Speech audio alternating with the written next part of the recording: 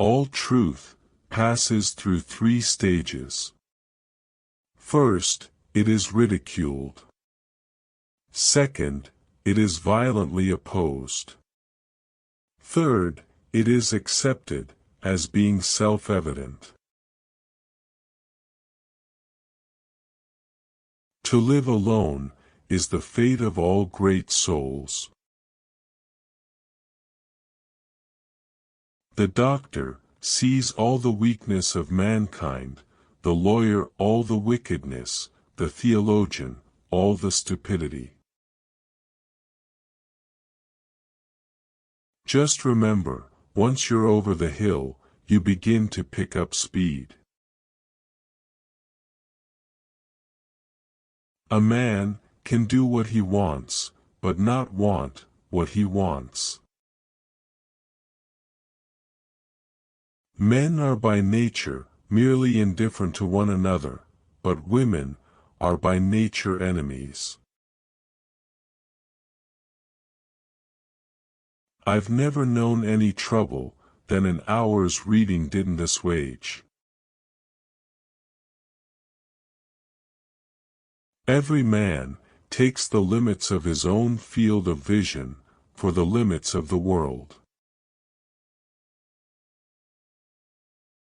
Talent hits a target no one else can hit, genius hits a target no one else can see.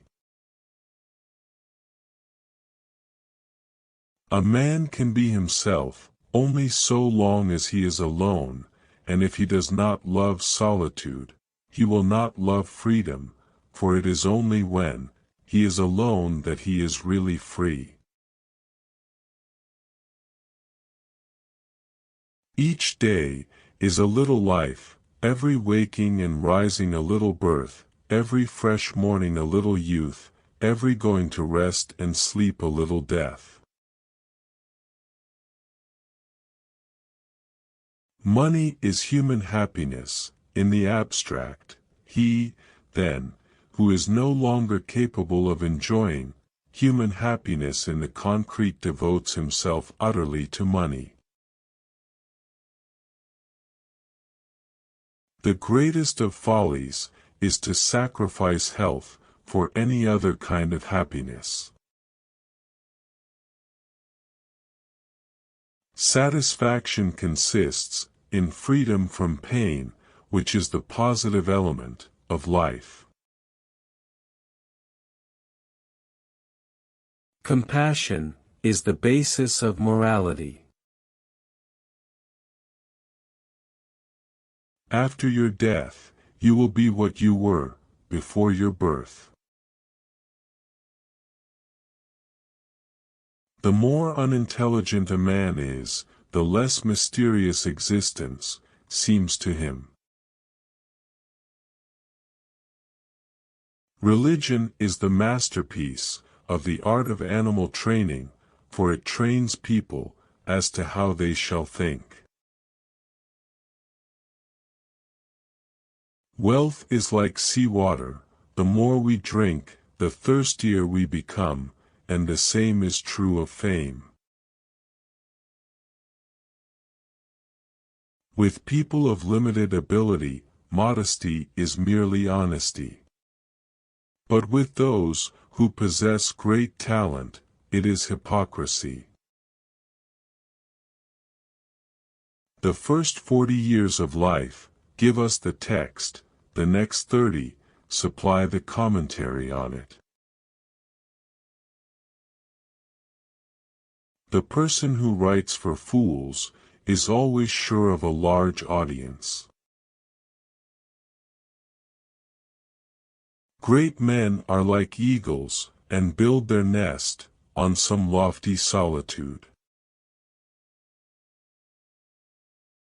The two enemies of human happiness are pain and boredom.